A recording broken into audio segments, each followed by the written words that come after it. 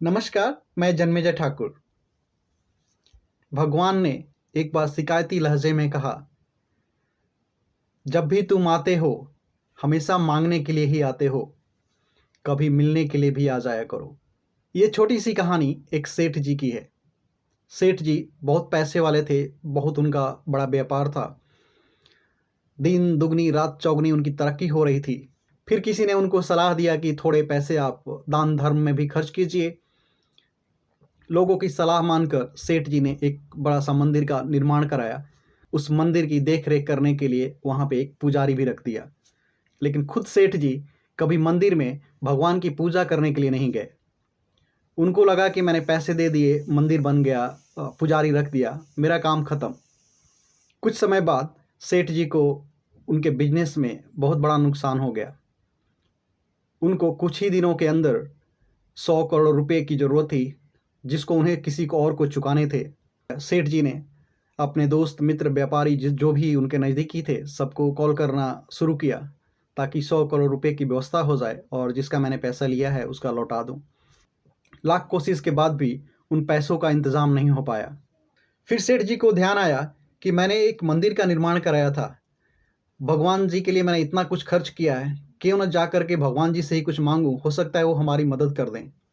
सेठ जी को ये भी लगा कि अगर मुझसे पहले कोई पहुंच गया, हो सकता है भगवान जी पहले उनकी सुनने लगेंगे और मेरा नंबर आते आते हो सकता मेरे लिए उनके पास कुछ बचे नहीं। यह सोचकर फिर अगली सुबह वो मंदिर के पास पहुंचे। जैसे ही वो मंदिर के पास गए, देखा कि एक भिखारी उनसे पहले वहां पहुंचा हुआ है। यह देखकर सेठ जी थोड़ा क्रोधित हो गए। मंदिर मैंने बनवाया, पुजारी मैंने रखा, और ये सुबह सुबह भिखारी आ गया, और इसको किस चीज़ की ज़रूरत है? ये तो भीख रोड पे भी मांग सकता है। खैर, थोड़ी देर बाद मंदिर का पट खुला, भिखारी मंदिर के अंदर गया। उस भिखारी ने भगवान के सामने हाथ जोड़े और कहने लगा, भगवान जी आज 500 रुपये की व्यवस्था कर दीजिए, मेरी पत्नी बीमार है, आज उसके लिए कहीं से कुछ दवा का इंतज़ाम हो जाए। और यह बात वो लगातार दोहराया जा रहा था, लगातार दोहराया जा रहा था। सेठ जी उसके पीछे थे, उनको चिढ़ सी होने लगी। फिर उन्होंने अपना बटुआ निकाला, उस बटुए में से 500 रुपये उस भिखारी को पकड़ाया और उसको थोड़ा सा गुस्से में बोलते हुए बोले कि तू भाग जाए यहाँ से, निकल यहाँ से, 500 रुपये के लिए भगवान का टाइम खराब कर रहा है। फिर भिखारी ने वो 500 रुपये लिए और भगवान की तरफ मुड़ करके बड़े ही कृतज्ञता के साथ उसने बोला कि भगवान जी, मैंने नहीं सोचा था कि आप मेरी इतनी जल्दी सुन लेंगे। फिर भिखारी वहाँ से चला गया। अब सेठ जी का नंबर था तो सेठ जी आगे भगवान के सामने बैठ गए और हाथ जोड़ करके अपना सब गिनाने लगे कि भगवान जी, मैंने आपके लिए मंदिर बनाया, मैंने आपके लिए पुजारी रखा, अभी थोड़ा मेरा समय ख़राब चल रहा है, मुझे 100 करोड़ रुपए की ज़रूरत है, अगर कहीं से आप इंतज़ाम करा दें तो मैं इस मुसीबत से बाहर निकल आऊँ। सेठ जी अपनी बात दोहराए जा रहे थे। अचानक से उन्हें लगा कि भगवान जी उनसे कह रहे हैं कि रुको, अभी मुझे तुमसे बड़ा भिखारी ढूंढना पड़ेगा। सेठ जी ने कहा कि मुझसे बड़ा भिखारी मतलब?